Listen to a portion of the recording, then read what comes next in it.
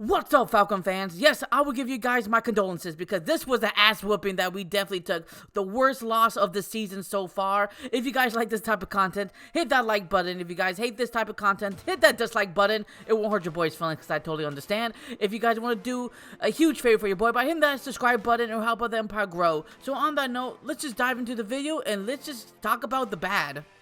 Usually, I talk about the good stuff before getting into the bad, but obviously, the scoreboard speaks for itself, and also the stats as well. And the good news for me personally, I said that we were going to lose to the Denver Broncos, but only by 3, because I had them winning 20-17 with us, if you checked out my preview video. And I did say that Sean Payton was probably going to murk us, and boy, yeah, he murked us with 400 total yards of offense. It's not good.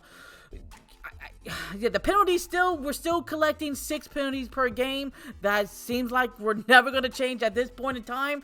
We had trouble sustaining drives when it comes to the offense side of the ball, especially third down conversions. 4 out of 13. That's not a successful way to win games, especially going against this top 5 defense. You know, the Broncos, give them credit for where credit's due. I told you guys that they were a sack master with 35 coming into this game, and of course they sacked Kirk Cousins 4 times. Unfortunately, Nick Benito, like I said in my preview video, that man was balling out of his mind, and guess what? He got like 2 sacks. I can't quite remember because the ass whooping was for real.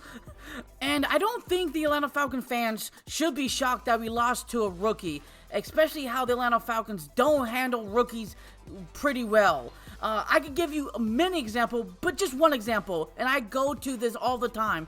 Back in 2013, when Geno Smith was drafted by the New York Jets, and when he got that Monday night primetime game, he beasted and feasted against us. Barely 200 passing yards, but got not 1, not 2, but 3 touchdowns. First time in his career. And by the way, that's the only time he ever scored 3 total touchdowns in that season with the New York Jets.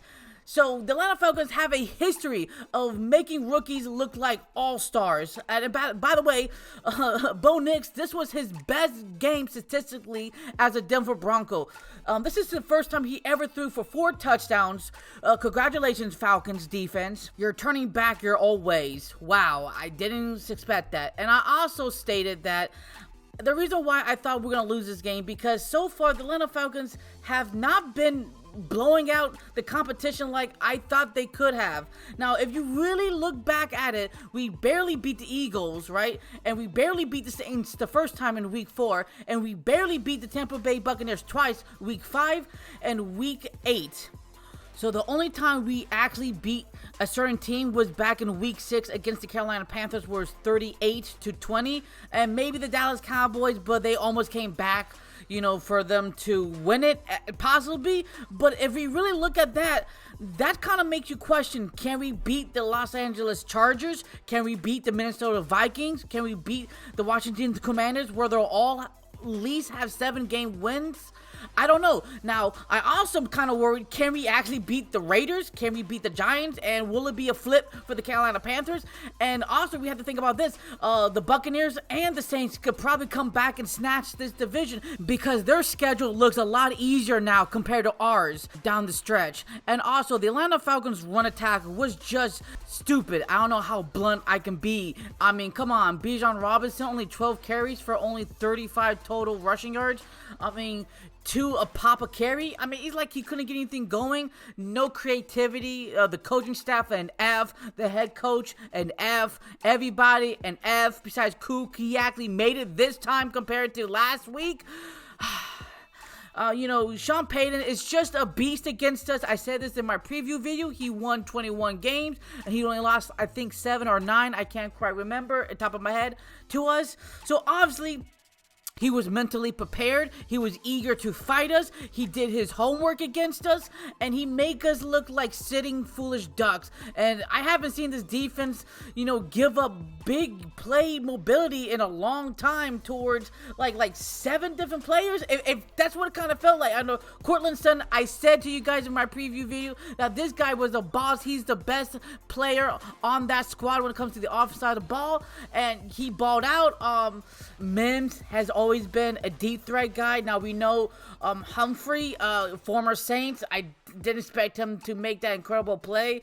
And of course, Bo Nix, college roommate, Toy Franklin, I think that's to say his name. He caught a touchdown, a pity to us. And of course, our Falcons defense just could not get after Bo Nix like I was hoping, besides that one sack. But it was like he was just not phased at all, because you know why? This Falcons defense is not scary. They're not scaring anybody, and it just shows. So let's just talk about the Falcons situation moving forward now.